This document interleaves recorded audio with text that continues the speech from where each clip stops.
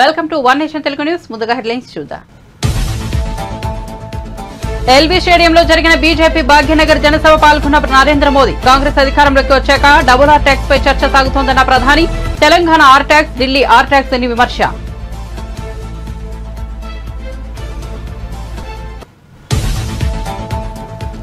పిఠాపురం నియోజకవర్గంలో కోలాహలంగా Pawan Kalyan road show. ఈ ఎన్నికల్లో పిఠాపురం నుంచి పోటీ చేస్తున్న పవన్ కళ్యాణ్ చిత్రాల గ్రామంలో రోడ్ షోకు భారీగా తరలివచ్చిన జనాలు హారతులు పడుతూ పూలు చల్లుతూ జనసేనానికి స్వాగతం.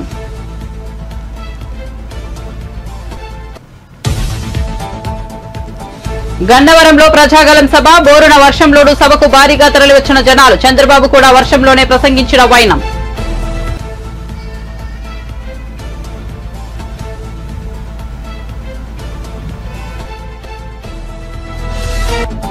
పద్మవిభూషణ్ తీసుకున్న అనంతరం హైదరాబాద్ చేరుకున్న చిరంజీవి శంషాబాద్ విమానాశ్రయంలో మెగాస్టార్ ను పలకరించిన మీడియా ప్రతినిధులు. పవన్ కళ్యాణ్ కోసం పీఠాపురం వెళ్తున్నారనే ప్రచారంలో వాస్తవం లేదని వెల్లడి. పవన్ కళ్యాణ్ కూడా తనను రావాలని కోరుకోడన్న చిరంజీవి.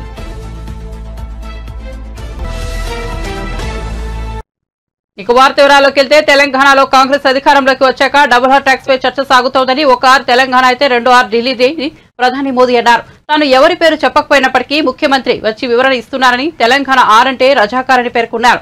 ఈ డబుల్ ఆర్ కలిసి హైదరాబాద్ ను తెలంగాణను ఏటీఎం చేసేశారని ఆరోపించారు. రజాకార్ ట్యాక్స్ ఎలా ఉంటుందో పాత బస్తీకి వెళ్తే తెలుస్తుందన్నారు. ఎల్బీ స్టేడియంలో జరిగిన బీజేపీ భాగ్యనగర్ జనసభలో ప్రధాని పాల్గొన్నారు. అందరికీ అక్షయ తృతీయ శుభాకాంక్షలు తెలిపారు. ఈ సందర్భంగా మాట్లాడుతూ తనకు హైదరాబాద్ చాలా ప్రత్యేకమని చెప్పారు. 4 जून को वोट जाता है।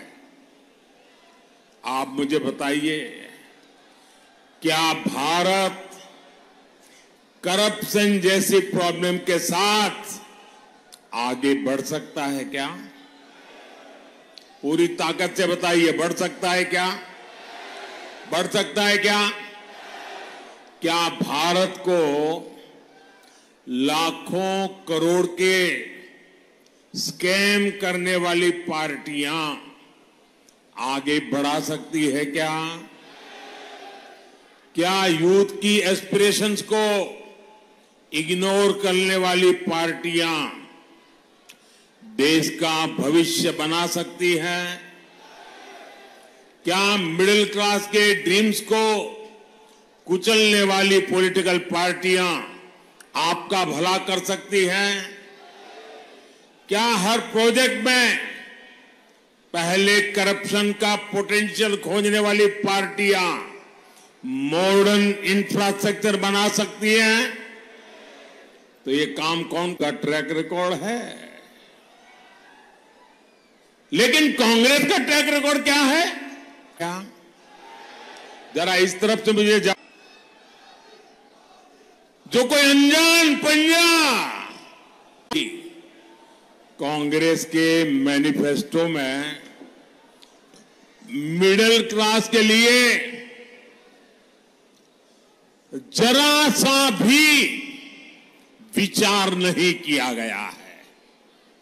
लेकिन ये लोग मिडिल क्लास की कमाई का एक्सरे करके उसे अपने वोट बैंक की और उनको बांटने की घोषणाएं डंके की चोट पर कर रहे हैं।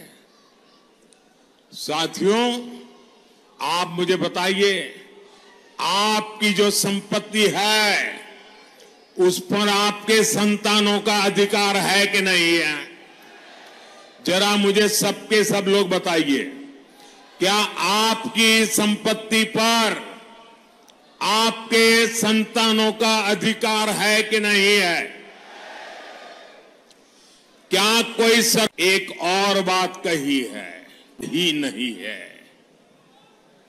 आखिर क्या है idea of India? Idea of India नर में नारायण, जीव में शिव। इंटरनेशनल योग दिवस। भाई और बहनों, हिंदुओं को ये लोग बीसी कोटा के रिजर्वेशन को खत्म करके रिलीजन के नाम पर रिजर्वेशन देना चाहते हैं।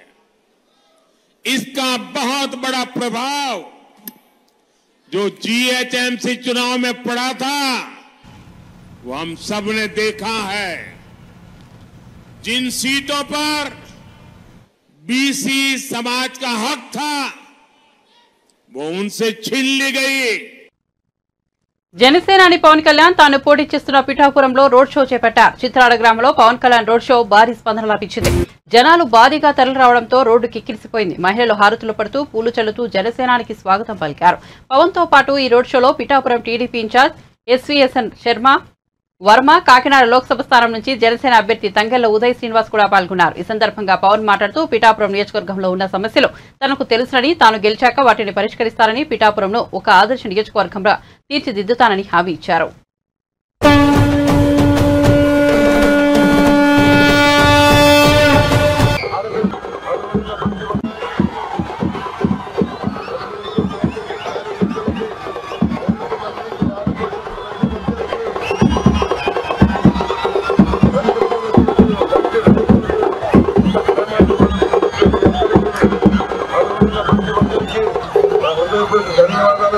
నమస్కారం. మన పిఠాపురం భవిష్యత్తు, ఆంధ్రప్రదేశ్ భవిష్యత్తు మన పిఠాపురం మీద ఆధారపడి ఉంది. నేను బలమైన మెజారిటీ తోటి మీరు నాకు ఎన్నికలుగా నిలబడాలి. మేమందరి కోసం సమిష్టిగా దశాబ్దం ఏ పదవి లేకుండా పార్టీని నడుపుతూ ఉన్నాం. భవిష్యత్తులో మన ఆంధ్రప్రదేశ్ భవిష్యత్తు మన పిఠాపురం ఉద్దేశిస్తుంది.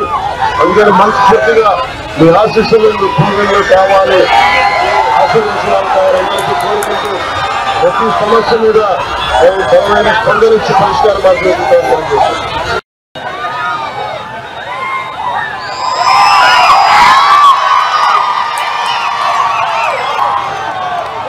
మన భవిష్యత్తు, పిల్లల భవిష్యత్తు కోసం మీరు ఓటేస్తుంటే ఒక్క 5 సంవత్సరాల కోసం ఆలోచించకండి, ఈ పెద్ద తరం కోసం ఆలోచించుకుంటాయండి. మనం ఏ కులం, ఏ ప్రాంతం, ఎవరైనా కాదు, మన పిల్లల భవిష్యత్తు కోసం దశాబ్దం నడిపారంటే పిల్లలు దృష్టిలో పెట్టుకోండి. మీరు ఊహించండి, 2047 పెట్టారు, 20 ఏళ్ళ యువకుడు అయిపోయింటాడు.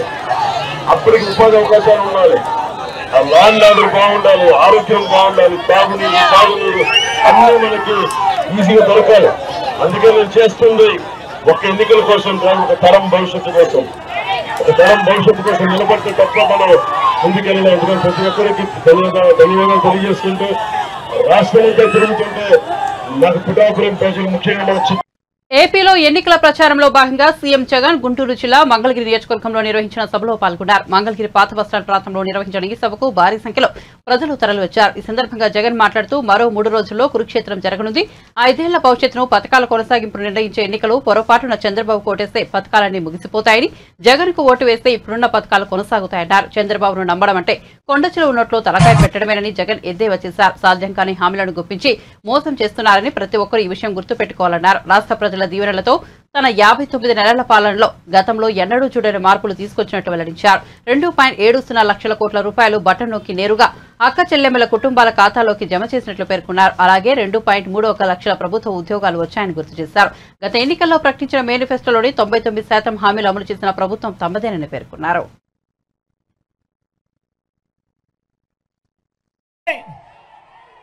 జగన్కు ఓటు వేస్తే పథకాలన్నీ కొనసాగింపు, ఇంటింటి అభివృద్ధి. అదే పొరపాటున చంద్రబాబుకు ఓటు వేస్తే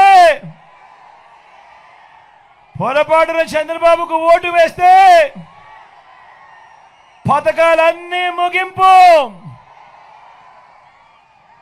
మళ్ళీ మోసపోవటం. ఇదే చరిత్ర చెబుతా ఉన్న సత్యం. ఇదే సాధ్యం కాని హామీలతో ఆయన ఇచ్చిన మేనిఫెస్టోకు ఇదే అర్థం.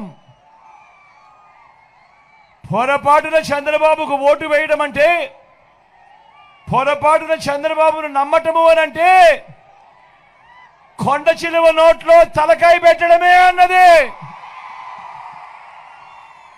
ప్రతి ఒక్కరిని కూడా ముందుకు వేస్తే ఓ ఆర్బీకే వ్యవస్థ రైతులను లాయర్లకు కూడా ఈరోజు లా నేస్తం.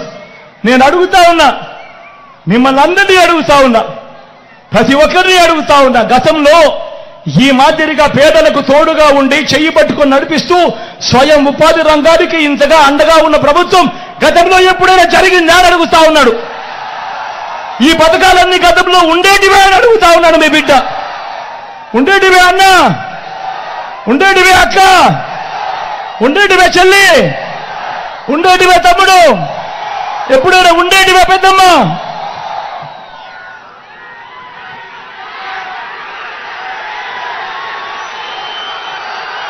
ఏ పేదవాడు అప్పుల పాలు కాకూడదు, ఏ పేదవాడు వైద్యం అందక ఇబ్బంది పడకూడదు, ఏ పేదవాడు వైద్యం అందక అప్పుల పాలయ్యే పరిస్థితి ఏ పేదవాడికి రాకూడదు అని మొట్టమొదటిసారిగా ఈ 59 నెలల కాలంలో గతంలో ఎప్పుడూ జరగని విధంగా ఈరోజు ఆరోగ్యశ్రీని విస్తరించాం. 25 లక్షల దాకా ఏ పేదవాడికైనా ఉచితంగా వైద్యం, రెస్ట్ పీరియడ్ లో కూడా ఆపరేషన్ అయిపోయిన తర్వాత ఆ పేదవాడికి రెస్ట్ పీరియడ్ లో కూడా ఆరోగ్య ఆసరా. ఈ రోజు ప్రతి పేదవాడికి అండగా లెమ్మలు ఎక్కడికి బయటికి వెళ్ళినా కూడా ఇదే చంద్రబాబు నాయుడు గారు 14 సంవత్సరాలు ఆయన అధికారంలో ఉన్నా కూడా ఏ రోజు ఏ పేదకు గుర్తుకొచ్చే ఒక్క పథకము పెట్టలేదు అనంటే, ఏ పేదకు గుర్తుకొచ్చే ఒక్క మంచి కూడా ఆయన చెయ్యలేదు అనంటే ఆయన పాలన ఎలా ఉండేది అని చెప్పి ఒక్కసారి గమనించమని అడుగుతా ఉన్నా. అధికారంలోకి వచ్చేదాకా చంద్రబాబు పాలన అబద్ధాలు, మోసాలు. అధికారం దక్కితే చంద్రబాబు చేసే మాయలు, మోసాలు ఎలా ఉంటాయో ఒక్కసారి ఈ 2014లో ఆయన ఇచ్చిన ఈ పాంప్లెట్ ఒక్కసారి చూడమని కోరుతా ఉన్నా, అడుగుతా ఉన్నా. ప్రత్యేక హోదా ఇచ్చాడా? దాన్ని అమ్మేశారు. మరి నేను అడుగుతా ఉన్నా, ఇలాంటి వాళ్ళని అమ్మచ్చా అని అడుగుతా ఉన్నా. చేస్తా ఉన్నారు. మామూలుగా ఎవరైనా మోసం చేస్తే, ఎవరైనా దొంగతనం చేస్తే దొంగోడు అని చెప్పి కేసులు పెడతాం. ఎవరైనా మోసం చేస్తే చీటింగ్ కేసు మీద చీటర్ అని చెప్పి కేసు పెడతాం. మరి ఎన్నికలు వచ్చిన ప్రతిసారి ఒక మేనిఫెస్టో అంటూ అందమైన ఆశలు. టీడీపీ అధినేత చంద్రబాబు ఉమ్మడి కృష్ణా జిల్లా గన్నవరంలో ఏర్పాటు చేసిన ప్రజాగలం సభకు హాజరయ్యారు. చంద్రబాబు రాకకు ముందు నుంచే గన్నవరంలో భారీ వర్షం పడుతోంది. చంద్రబాబు వేదికపై గొడుగు కింద నిల్చున్నప్పటికీ తడిసి ముద్దయ్యారు. ఈ సందర్భంగా చంద్రబాబు ప్రసంగిస్తూ మే నెలలో గన్నవరంలో వర్షం పడుతోందంటే వరుణదేవుడు కరుణించారని అర్థమని అన్నారు. అనుమానమే లేదు, విజయం మనదేనని ధీమా వ్యక్తం చేశారు. నారా చంద్రబాబు లెక్క పెట్టే వ్యక్తిగా తెలుగుదేశం పార్టీ అభ్యర్థి, గన్నవరం కాబోయే ఎమ్మెల్యే యార్లగడ్డ వెంకట్రావు గారు మచిలీపట్నం జనసేన అభ్యర్థి, మిత్రపక్షాలు బలపరిచే అభ్యర్థి బాలశౌరి గారు వర్షంలో తడుస్తూ నాకు స్వాగతం పలికిన తెలుగుదేశం, జనసేన, బీజేపీ కార్యకర్తలు, నాయకులు, ప్రత్యేకంగా మా తెలుగింటి ఆడబిడ్డలు, వరుణదేవుడు మిమ్మల్ని చూస్తే భయపడుతున్నాడు. వర్షాన్ని లెక్క పెట్టుకోలేదు, ఎండలు లెక్క పెట్టుకోలేదు. ఒకే ఆలోచన, గెలిపే ధ్యేయంగా పనిచేస్తున్న మిమ్మల్ని నా గుండెల్లో పెట్టుకుంటానని మీ అందరికీ హామీ ఇస్తున్నా. 2 రోజులే, ఎల్లుండే చివరి రోజు ప్రచారానికి. 3 రోజుల్లో ఎన్నికలు అయిపోతున్నాయి. తాడేపల్లి ప్యాలెస్ లో ఒక సైకో ఉన్నాడు. గన్నవరంలో ఒక పిల్ల సైకో ఉన్నాడు.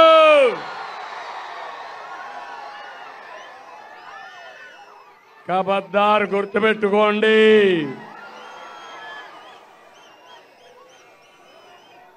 తిన్నింటి వాసాలు లెక్క పెట్టే వ్యక్తి ఇక్కడ ఉండేవాడు. మర్యాదే చూశారు కానీ భవిష్యత్తులో ఇలాంటి రాజకీయ రౌడీల్ని తుంగలో దొక్కకపోతే చూడండి తమ్ముళ్ళు అని మీకు హామీ ఇస్తున్నాం.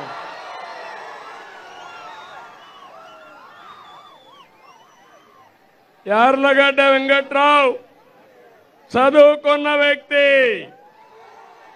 రాజకీయాలు ఆధారంగా చేసుకోలేదు.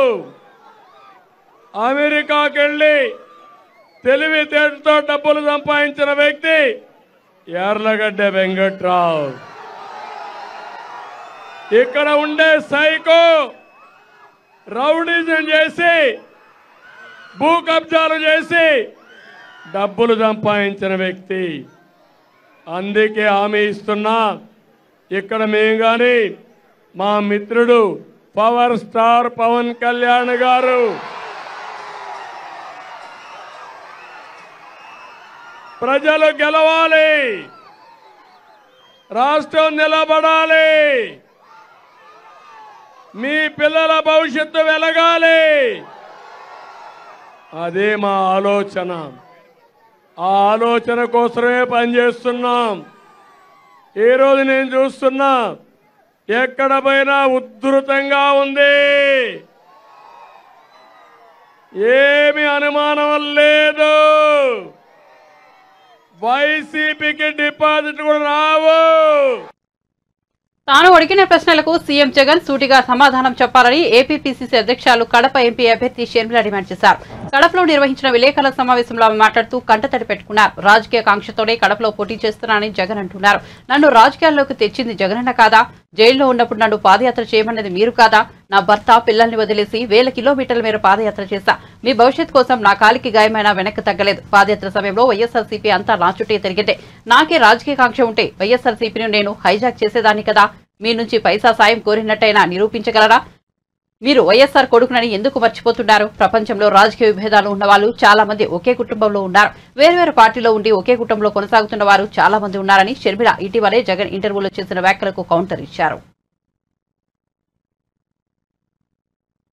కోసం జగనన్న వస్తాడు, జగనన్న మేలు చేస్తాడు, రాజశేఖర రెడ్డి గారి రాజ్యం తెస్తాడు అని కాలికి బలపం కట్టుకుని తిరిగిన దాన్ని నేను కాదా? నా బిడ్డల్ని, నా కుటుంబాన్ని పక్కన పెట్టి రోడ్ల మీదనే నెలల తరబడి మీకోసం త్యాగం చేసిన దాన్ని నేను కాదా? ఆఖరికి నా కాలు ఇంజరీ అయితే కూడా అతి వేగంగా ఫిజియోథెరపీ చేసి మళ్లీ వెంటనే చేయాలి అని తాపత్రపడి చేసింది మీకోసం నేను కాదా? మరి నేను ఇన్ని త్యాగాలు చేసినా కూడా నాకు రాజకీయ కాంక్ష ఉంది అని మీరు అంటున్నారే, నాకే గనక రాజకీయ కాంక్ష ఉంటే నేను పొందాలనుకున్న పదవి, పోస్టు మీ పార్టీలో నేను మొండిగానైనా పొందగలను. వివేకానంద రెడ్డి గారి లాంటి వాళ్ళు నాకు అండగా నిలబడ్డానికి నన్నే ఎంపీని చెయ్యాలి అని ఎంతో మంది మీ పార్టీలోనే ప్రయత్నించిన వాళ్ళు కూడా ఉన్నారు. వాళ్ళందరి అండా చూసుకొని నేను ఏ రోజు మీకు రిబెల్ చేశానా? నాకు రాజకీయ కాంక్ష గాని డబ్బు కాంక్ష గాని ఉంది అని మీ మనస్సాక్షిలో మీరు నిజంగానే నమ్ముతున్నారా? నాకు రాజకీయ కాంక్ష మీకోసం మీతో ఉన్నంత కాలం, మీరు ముఖ్యమంత్రి అయినంత వరకు నాకు రాజకీయ కాంక్ష లేదు, నాకు డబ్బు కాంక్ష లేదు. నేను ఏం చేసినా మీకోసం చేశాను, నేను త్యాగం అనుకొని చేశాను, నా అన్న కోసం అనుకొని చేశాను. మీరు ముఖ్యమంత్రి కావాలని రాజశేఖర రెడ్డి గారి సంక్షేమ పాలన మళ్ళీ మీరు తీసుకొస్తారు అని నమ్మి చేసిన విషయం వాస్తవం కాదా? మన ఇద్దరము నమ్మే బైబిల్ మీద ఒట్టేసి నేను చెప్పగలను, నాకు రాజకీయ కాంక్ష కానీ డబ్బు కాంక్ష గాని ఏ ఇతర ఆశ లేకుండా, ఆశించకుండా ఏ ఒక్క రోజైనా మిమ్మల్ని ఒక పదవి గాని ఒక పోస్ట్ గాని నేను అడగకుండా మీకోసం చేశాను, ఇది నిజం అని నేను బైబిల్ మీద ప్రమాణం చేయగలను. మీరు అదే బైబిల్ మీద ప్రమాణం చేసి నేను మిమ్మల్ని ఈ పోస్ట్ అడిగానని గాని ఈ పదవి అని అడిగానని గాని మీరు ప్రమాణం చేయగలరా? నాకు రాజకీయ కాంక్ష ఉంది అని గాని డబ్బు కాంక్ష ఉంది అని గాని మీరు రుజువు చేయగలరా? అసలు మనిషి మంచితనాన్ని గుర్తించడం రాజశేఖర రెడ్డి గారి దగ్గర నుంచి మీకు ఎందుకు రాలేదు? ఏదైనా ఒక లావాదేవీ కోసం, ఏదైనా ఒక లాభం కోసం ఆలోచన చేసే మనిషి కాదు రాజశేఖర రెడ్డి గారు. ఆయన బిడ్డను నేను, ఆయన హృదయానికి దగ్గరగా ఆయన మాటలు వింటూ ఆయన హృదయంలో హృదయంగా పెరిగిందని నేను ఆయన ఆశయాల కోసం ఆయన ఏ రకంగా అయితే త్యాగం చేసే మనసు ఆయనకుందో ఆ రకంగానే నేను కూడా ఆలోచన చేయాలి, ఆ రకంగానే మీకు నేను సహాయపడాలి, అంత నిస్వార్థంగా మీకోసం నేను త్యాగం చేశాను, మీకోసం నేను నిలబడడం జరిగింది. ఎంత బహిరంగంగా రాజకీయ కాంక్ష వల్ల నెపోటిజం అంటున్నారే, రాజశేఖర రెడ్డి గారి రాజకీయాలలో ఉంటే వివేకానంద రెడ్డి గారు కూడా ఆయన పక్క రాజకీయాలలో ఉన్నాడు, రాజారెడ్డి గారు కూడా రాజకీయాలలో ఉన్నాడు, రాజారెడ్డి గారి భార్య మా జేజీ జయమ్మ కూడా రాజకీయాలలో ఉంది, సౌభాగ్యమ్మ కూడా రాజకీయాలలో ఉంది. అందరూ ఒక్కొక్క పదవి వాళ్ళ టైంలలో చేసిన వాళ్ళు, వాళ్ళంతా ఒకే జనరేషన్ కు చెందిన వాళ్ళు. జగన్మోహన్ రెడ్డి గారు నెపోటిజం గురించి మాట్లాడుతున్నారు, మరి ఆ టైంలో నెపోటిజం ఉన్నిందా? అమ్మా నేను పాలిటిక్స్ లోకి రావాలి అన్న కోరిక నాకు కాదు, కానీ మిగతా అందరికి చాలా మందికి ఉంది. ఈ పాప పాలిటిక్స్ లో షైన్ అవుతుంది, ఈ పాప నీకు బలం అవుతుంది, ఈ పాప పార్టీకి మంచిది అవుతుంది అన్న ఒపీనియన్ ను జగన్మోహన్ రెడ్డి గారికి వందల సంఖ్యలో చేస్తుంటారు. అమ్మ కూడా చేసింది. అమ్మకు కూడా జగన్మోహన్ రెడ్డి గారు నన్ను ఎంపీని చేస్తాను అని మాటిచ్చారు. తర్వాత అమ్మ అడుగుతూ వచ్చింది తప్ప ఎంపీని చెయ్యి అని నేను ఒక్క రోజు కూడా జగన్మోహన్ రెడ్డి గారిని నాకు ఈ పదవి ఇమ్మనని గాని, నాకు ఈ పోస్ట్ ఇ అని గాని నేను ఒక్క రోజు కూడా నా నోరు తెరిచి అడిగిన పాపాన పోలేదు. ఎందుకంటే నాకు తెలుసు ఆయనకి ఇష్టం లేదు అని. ఏదైనా అన్నకి ఇష్టం లేదులే, అన్న వదిలేద్దాంలే, అన్న అడిగాడు చేద్దాంలే, అన్న కోసంలే, అన్న అని పిచ్చి పట్టిన దాని మాదిరి నేను చేశాను. దానికి ఈ రోజు అనుభవిస్తున్నా. అమ్మ చెప్పినప్పుడు కాదండి, అమ్మకి మాట ఇచ్చింది ఆయనే. అదే కదా ఆవిడ అడిగేది, మాట ఇచ్చావు కదా నిలబెట్టుకో అని ఆవిడ అడుగు. భూముల సర్వేలన్నీ పూర్తయి ల్యాండ్ టైటిలింగ్ చట్టం అమల్లోకి వస్తే భూ వివాదాల పరిష్కారం మరింత సులభతరం అవుతుందని ఏపీ రాష్ట్ర ప్రభుత్వ సలహాదారు సజ్జల రామకృష్ణారెడ్డి స్పష్టం చేశారు.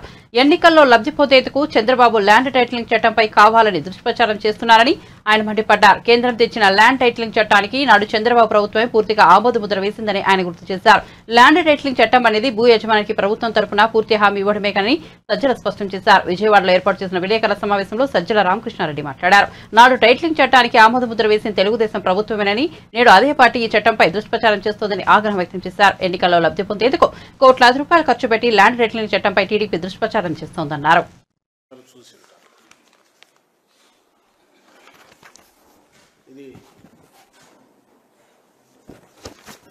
ఇది చూస్తే సహజంగానే ఏదో జరిగిపోతుంది, ప్రళయం వస్తుందేమో, ఏమైపోతుందో అనేది పెట్టారు. కానీ ఇది ప్రకటన అనడం నేను తప్పు. ఎక్కడ కానీ పొరపాటున మీరు గమనిస్తే అడ్వర్టైజ్మెంట్ అని కానీ ఎవరు ఇష్యూ చేశారో తెలియదు. మరి ఇది రామోజీరావు భయపెడుతున్నాడా, ఇంకొకరు భయపెడుతున్నాడో దీంట్లో తెలియదు. ఇది రామోజీరావు పత్రిక కాబట్టి రామోజీరావు అనుకోవాలి. పోనీ అలా అనుకుందామంటే రాధాకృష్ణ అదే పెట్టాడు. దీంట్లో కూడా ఎక్కడా లేదు, ఎవరిచ్చారో లేదు ఈ భయపెట్టే ప్రకటన. కింద చంద్రబాబు ఉన్నాడు కాబట్టి, ఈ గుర్తులు ఉన్నాయి కాబట్టి ఇది వీళ్ళు ఇచ్చారని అనుకోవాలి. ఏం రాశారంటే దీంట్లో మీ భూమి మీది కాదు, ల్యాండ్ టైటిలింగ్ చట్టంతో జరగబోయేది ఇదే, జగన్ దుర్మార్గ చట్టంతో కింద కొన్ని మళ్ళీ బాబుని రప్పిద్దామని అన్నారు. వీళ్ళ దిక్కుమాలిన దీనిల కోసం ఏ రకంగా ఎక్కడికి జారుతుపోతున్నారు అనేది చూడాలంటే ఇది ఒకటి. దీంట్లో ఇచ్చారు, ఇది జనరల్ పత్రిక ప్రకటన. ఎక్కడ కానీ ఎవరిచ్చారో లేదు, అడ్వర్టైజ్మెంట్ అనేది లేదు. ఒక్క ఈ పత్రికలో మాత్రమే వాళ్ళ పాలసీ అనుకుంటా అడ్వర్టైజ్మెంట్ అని ఉంది, రాశారు. ఇష్యూడ్ బై తెలుగుదేశం పార్టీ అని ఇక్కడ ఉన్నారు. అంటే నేను దీంతోనే ఎందుకు మొదలు పెడుతున్నా అంటే, ఒకటి దీంట్లో ఉన్న కంటెంట్, వీళ్ళు మనుషుల పిశాచాల, రాక్షసులు కూడా కాదు. ప్రజల జీవితాలతో ఎందుకు ఆడుకోవాలనుకుంటున్నారు? ప్రజల జీవితాలతో, రాష్ట్ర ప్రజల జీవితాలతో ఏమాత్రం ఎంతో కొంత ఆస్తి ఉన్నా, స్థిరాస్తి ఉంటే వాళ్లను భయపెట్టి భయభ్రాంతములు చేసి వాళ్ళు అనుకున్న రకంగా ఏదో సాధించాలనే దాంతో, ఆ దుగ్ధతో ఇలా చేసినారని ఇక్కడ అర్థమవుతుంది. మీకే గమనిస్తున్నారు. తోడేళ్లు పైనంతా, కిందేమో కూటమి అధికారంలోకి రాగానే ల్యాండ్ టైటిలింగ్ యాక్ట్ చట్టం రద్దు, కింద చంద్రబాబు ఫోటో. వీళ్లకు సిగ్గు శరము ఉంటే, వీళ్ళు నిజంగా ఒక రాజకీయ పార్టీ అయితే ఇదే పద్ధతి ప్రజల్లోకి వెళ్ళాం. ల్యాండ్ టైటిలింగ్ యాక్ట్ అనేది ఏదైతే ఇప్పుడు వీళ్ళు అన్నట్టు నిజంగా రద్దు చేసేదైతే ఈ ల్యాండ్ టైటిలింగ్ యాక్ట్ బిల్లు పెడుతున్నప్పుడు ఎందుకు దాన్ని తెలుగుదేశం పార్టీ సపోర్ట్ చేసింది? At the cost of repetition మళ్ళీ నేను కొద్దిగా చూడండి, మీకు చూపాలి. ఎందుకంటే ఇది చూడగానే ఖచ్చితంగా ఫోన్లు వస్తున్నాయి, ఏమో జరిగిపోతుంది, ఏమో జరిగిపోతుంది, ఏమో జరిగిపోతుంది. దీనికి శిక్ష వేయాలని కూడా ప్రజలు ఆలోచించాలి. ఇంతటి అబద్ధాలు, ఇంతటి పైశాచికత్వంతో అడ్డగోలుగా అబద్ధాలు, విష ప్రచారం, భయాందోళనకు గురి చేసి భయభ్రాంతులను చేసే దానికి దిగజారితే అది కూడా మళ్ళీ ఒక అడ్వర్టైజ్మెంట్ అని రాసుకోవడం కూడా లేదు. ఇది నైతికంగా ఇంకో రకంగా అంత అది చాలా పెద్ద మాట. వీ కాంట్ ఎక్స్పెక్ట్ ఇలాంటి దిగజారుడు బురదగుంటలో లేదా సెప్టిక్ ట్యాంక్లో పడి దొర్లుకునే చంద్రబాబు నాయుడు కానీ ఆ ముఠా కానీ వాళ్ళకి అంత అదేదో పెద్ద. తాను రాజకీయాలకు అతీతమని పద్మవిభూషణ్ గ్రహీత మెగాస్టార్ చిరంజీవి అన్నారు. శుక్రవారం ఆయన ఢిల్లీ నుంచి హైదరాబాద్ చేరుకున్నారు. భారత రెండో అత్యున్నత పురస్కారాన్ని అందుకున్నారు. హైదరాబాద్ చేరుకున్న చిరంజీవిని శంషాబాద్ విమానాశ్రయంలో మీడియా పలకరించింది. ఈ సందర్భంగా ఆయన మాట్లాడుతూ తాను రాజకీయాలకు అతీతంగా ఉంటానని చెప్పారు. తాను తన తమ్ముడు పవన్ కళ్యాణ్ కు మద్దతుగా పిఠాపురం వెళ్తున్నాననే ప్రచారంలో వాస్తవం లేదన్నారు. పిఠాపురానికి తాను రావాలని కళ్యాణ్ కోరుకోడన్నారు. కళ్యాణ్ బాబు ఎప్పుడూ బాగుండాలని, జీవితంలో అనుకున్నది సాధించాలని కోరుకుంటానన్నారు. మా తమ్ముడు రాజకీయంగా ఎదగాలని మా కుటుంబం మనస్ఫూర్తిగా కోరుకుంటోందన్నారు. స్వర్గీయ ఎన్టీఆర్ భారతరత్నకు అర్హులు అన్నారు. కూటమి ప్రభుత్వం వస్తే ఎన్టీఆర్ కు భారతరత్నపై ఆలోచన చేయాలని కోరారు. మీరంతా ఎంతమంది వస్తారని థ్యాంక్ యూ ఫర్ కమింగ్. ఈరోజు చెప్పాలంటే చాలా చాలా ఆనందంగా ఉంది. 45 సంవత్సరాల సుదీర్ఘ ఈ కళా సేవకి కేంద్ర ప్రభుత్వం గుర్తించి ఈ పద్మ విభూషణ్ అవార్డు ఇవ్వటం నిజంగా చాలా ఆనందంగా, సంతోషంగా ఉంది. సో భారత ప్రభుత్వానికి దానికి వెనకుండి ఈ అవార్డు రావడానికి కారణభూతులైన ప్రతి ఒక్కరికి నా హృదయపూర్వక ధన్యవాదాలు తెలియజేస్తున్నాను. అండ్ ముఖ్యంగా ఈ అవార్డు రావటం వెనుకాల నా కృషి, నా కళాసేవ ఈ సమాజానికి ఎంతో కొంత ఇతోధికంగా నేను చేసినటువంటి సేవలు ఇవన్నీ పక్కన పెడితే నన్ను గుండెలో పెట్టుకుని ఆదరించి ప్రేమించినటువంటి నా అభిమానులు, అలాగే ప్రేక్షకులు, అలాగే నాకు ఎన్నో అవకాశాలు ఇచ్చి ఈ రోజున నన్ను నేను ఇలాగా తీర్చిదిద్దుకోవడానికి కారణభూతమైనటువంటి నా డైరెక్టర్స్కి, నా నిర్మాతలకి, నా ఇతర టెక్నీషియన్స్కి, ప్రతి ఒక్కరికి ఎవరైతే దోహదపడ్డారో ప్రతి ఒక్కరికి నేను ధన్యవాదాలు తెలియజేసుకుంటూ ఈ అవార్డ్ ఇదంతా వారి సహకారం నేను ఈ ఎత్తుకు ఎదగడానికి కారణమైనటువంటి వారందరికీ కాబట్టి ఈ సందర్భంగా మరొకసారి నా సంతోషాన్ని తెలియజేసుకుంటూ నేను ధన్యవాదాలు తెలియజేస్తాను. నిజంగా ఇది వారికి ఎంతైనా రావడం సముచితం, రావాలని నేను కూడా మనస్ఫూర్తిగా అభిలషిస్తున్నాను, రావాలని కోరుకుంటున్నాను. అది ప్రభుత్వ పరంగా చేస్తే కనుక త్వరితగతిన ఇది సహకారం అవుతుంది. అండ్ డెఫినెట్గా ఎంతైనా సరే అటు ఎంజీఆర్ గారికి వచ్చినప్పుడు వీరికి రావటం కూడా అంతకంత సముచితం అండ్ అది ఆనందదాయకం. దానికి నేను ఎప్పుడు నేను ఎదురు చూస్తుంటాను, నేను కోరుకుంటున్నాను రామారావు గారికి భారతరత్న రావాలి. నేను రాజకీయంగా అతీతంగా ఉన్నాను అనుకోవచ్చు. తర్వాత పిఠాపురానికి నేను వెళ్ళటం లేదని అది ముందుచ్చేది. ఇది మీడియాలో మీరు ఎందుకో స్పెక్యులేట్ చేశారు, అది మీరు పెంచి పోషించారు దానికి సమాధానం చెప్పాల్సిన అవసరం నాకు లేదు. నేను వెళ్ళటలేదు. బాబు మా కళ్యాణ్ బాబు దాన్ని రమ్మని ఎప్పుడూ కోరుకోలేదు. నా కంఫర్ట్ వదిలేస్తాడు. అండ్ తను బాగుండాలి, తన జీవితంలో అనుకున్నది కోరి సాధించాలన్న అభిలషిస్తాను. నేను ఆశీస్సులు అందజేస్తాను. దానికి నేను తనతో పాటు నేను ఉన్నాను అని చెప్పేందుకు మొన్న ఒక వీడియో బయట ఇచ్చాను. అండ్ ఖచ్చితంగా మా తమ్ముడి యొక్క అభివృద్ధిని, మా తమ్ముడు రాజకీయంగా ఎదగడానికి ఎప్పుడు మా కుటుంబ సభ్యులు మేము మనస్ఫూర్తిగా మనసావాచ కోరుకుంటాం. బులెటిన్ ముగించే ముందు హెడ్లైన్స్ మరోసారి చూద్దాం. ఎల్బీ స్టేడియంలో జరిగిన బీజేపీ భాగ్యనగర్ జనసభలో పాల్గొన్న నరేంద్ర మోదీ. కాంగ్రెస్ అధికారంలోకి వచ్చాక డబుల్ ఆర్ ట్యాక్స్ పై చర్చ సాగుతుందన్న ప్రధాని. Telangana R tax, Delhi R tax అని విమర్శ.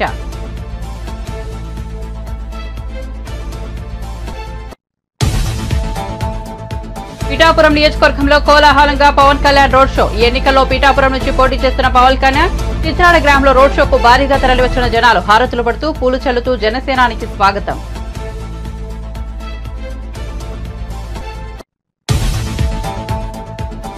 గన్నవరంలో ప్రజాగలం సభ. బోరున వర్షంలోనూ సభకు భారీగా తరలివచ్చిన జనాలు. చంద్రబాబు కూడా వర్షంలోనే ప్రసంగించిన వైనం.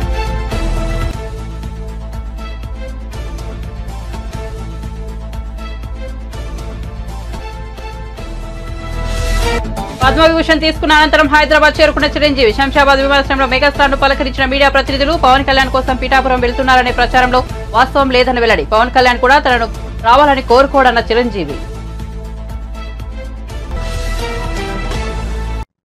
మరిన్ని అప్డేట్స్ కోసం చూస్తూనే ఉండండి వన్ నేషన్ తెలుగు న్యూస్.